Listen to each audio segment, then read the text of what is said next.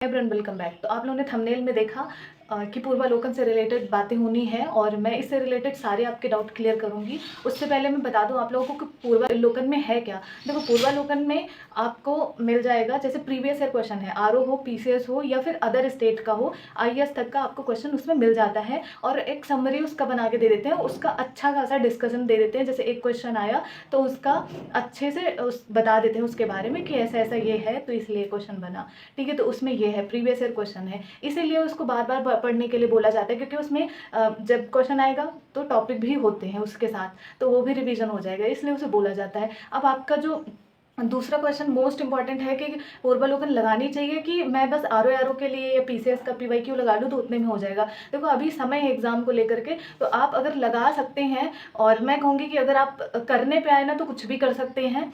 तो अगर जॉब पानी है आपको या फिर है जुनून तो आप लगाइए एक बार पूर्वालोकन। नहीं है तो पीडीएफ सारे टेलीग्राम पे मिल जाएंगे आपको, और नहीं तो मैं फिर से भेज दूंगी टेलीग्राम पर, आप ज्वाइन कर लेना, कमेंट बॉक्स में मैं लिंक दे दूंगी वहाँ।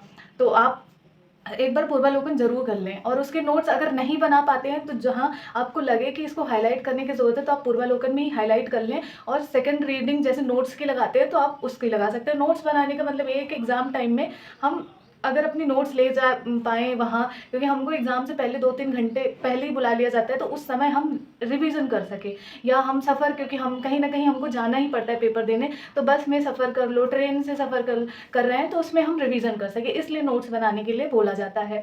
अब आपका तीसरा है, देखो, आप किसी का पूर्वालोकन किसी ने 17 में ले लिया, 2017 में लिया, 2016 में लिया, 2018 में लिया, या फिर 19, 20, 21 या 22 में लिया, तो आप लोग बार बार ये चीज़ पूछ रहे थे कि क्या नई पूर्वालोकन लेनी ज़रूरी है।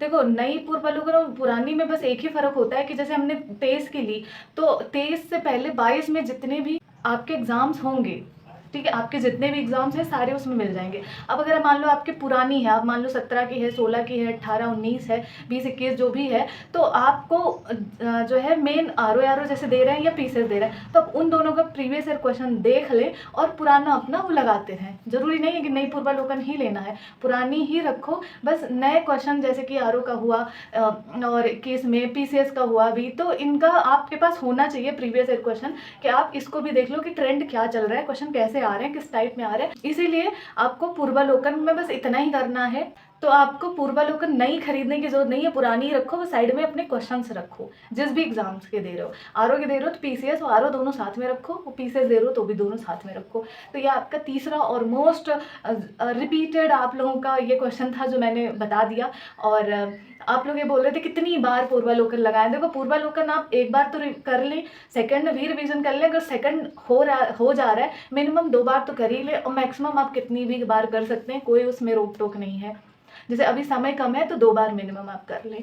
और आप लोगों के जो भी अभी क्वेश्चन है, अभी मुझे बस इतने ही क्वेश्चन दिखे थे रिसेंट में, तो मैंने लिया, बहुत सारे ऐसे क्वेश्चन पिछले पड़े हुए हैं, तो मैं ब्लॉग में और सारी चीज़ें बताती रहूँगी, बट ये ज़्यादा इंपॉर्टेंट था तो मैंने सोचा ये इतना बता देती हूँ। तो फिर आई होप आप लोगों को समझ में आया होगा जितना भी मैंने बताया, कि आपको पूर्वालोकन नई लेनी है कि नहीं लेनी है और कितनी बार पढ़ना है, तो आई होप समझ में आ गया होगा। तो अब हम कल मिलते हैं, तब तक के लिए राधे कृष्ण।